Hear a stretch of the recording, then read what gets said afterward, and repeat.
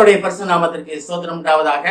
இன்றைய ஜீவ வார்த்தை நிகழ்ச்சியை கேட்டுக்கொண்டிருக்கும் அனைவரையும் கர்த்தருடைய பரிசு நாமத்தினால் வாழ்த்துகிறேன், ஆசீர்வதிக்கிறேன்.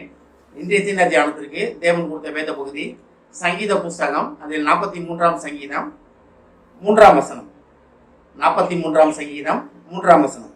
உமது வெளிச்சத்தையும் உமது சத்தியத்தையும் அனுப்பியருளும், அவைகள் என்னை நடத்தி உமது பரிசுத்த பர்வதத்திற்கும் உமது வாசஸ்தலங்களுக்கும் என்னை கொண்டு போவதாக. தேவ வெளிச்சத்தை அனுப்பியருளும் என்று சங்கீதக்காரர் கேட்கிறார். பாருங்க, தேவ வெளிச்சம் நம்ம மேல பிரகாசிக்க வேண்டும்.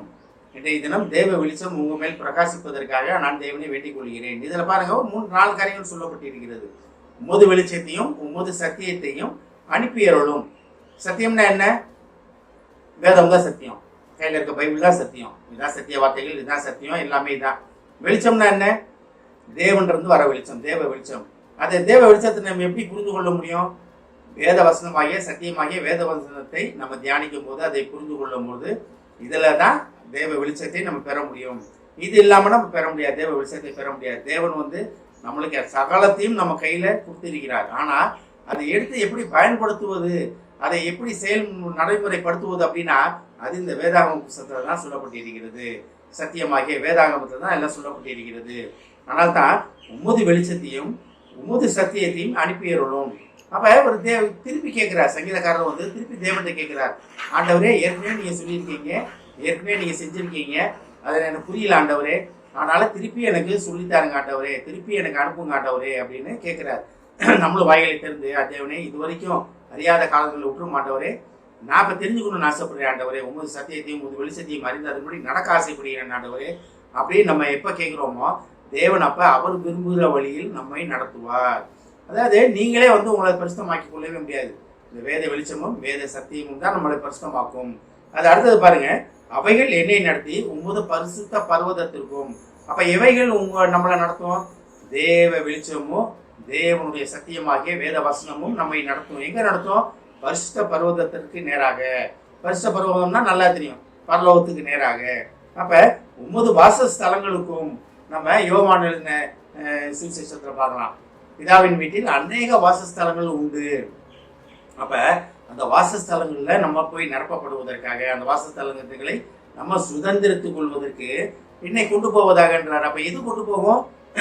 பார்த்த உமது வெளிச்சமும் தேவனுடைய வெளிச்சமும் தேவனுடைய சத்தியமும் தான் நம்மளை பிதாவின் வாசஸ்தலங்களுக்கு நம்மளை கொண்டு போகக்கூடிய ஒரு வழிமுறை. இதை நம்ம புரிந்து கொண்டோம்னா தான் தேவன் விரும்பும் சத்தியத்துல தேவன் விரும்பும் காரியங்களை நம்மளால் நிலைத்து நிற்க முடியும்.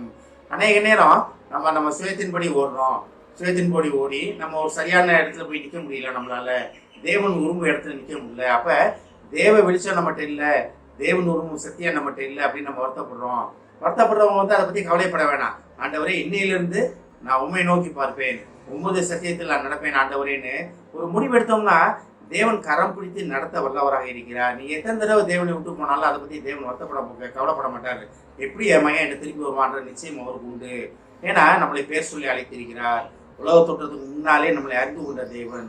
ஆனாலும் அதுக்கு எல்லாத்துக்குமே ஒரு லிமிட் உண்டு, அதை நம்ம அறிந்து கொள்ள வேண்டும்.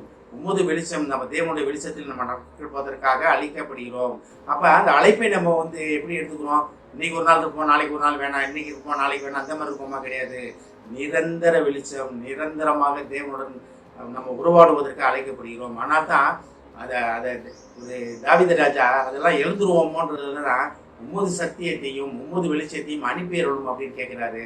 ஒருவேளை நம்ம எந்த இடத்துல இருக்கோம், நம்ம வாயிலுக்கு இருந்து தேவன்கிட்ட கேட்போம், தேவனே, உமது வெளிச்சத்தையும் உமது சத்தியத்தையும் அனுப்புவோம் ஆண்டவரே, நான் அதை பற்றி கொண்டு பரிசுத்த பர்வதத்திற்கும் உமது வாசஸ்தலங்களும் நான் சேருவேன் ஆண்டவரே அப்படின்னு தேவனை நோக்கி கேட்போம். தேவன் நம்மளுடைய வேண்டுதலை கனப்படுத்த ஆசைப்படுகிறார். ஆமென். ஜெபிப்போம்.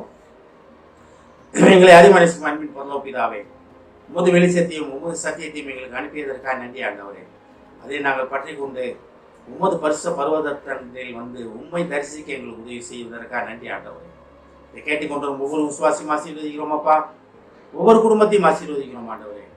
குடும்பத்திலே உமது வெளிச்சம் பிரகாசிக்கட்டும் ஆண்டவரே. ஏஸ்தாமே, ஒவ்வொரு குடும்பத்திலும் உமது வெளிச்சம் பிரகாசிக்கட்டும் ஆண்டவரே. அவள் இருக்கும் இடங்களிலே, இருக்கும் ஏரியாவிலே, இருக்கும் ஊரிலே தகப்பனே, உம்மது வெளிச்சத்தை பிரகாசிப்பவர்களாக, உம்மது வெளிச்சத்தை வெளிப்படுத்துவவர்களாக தெரிந்து கொண்ட மகா கிருபைக்கு நன்றி ஆண்டவரே.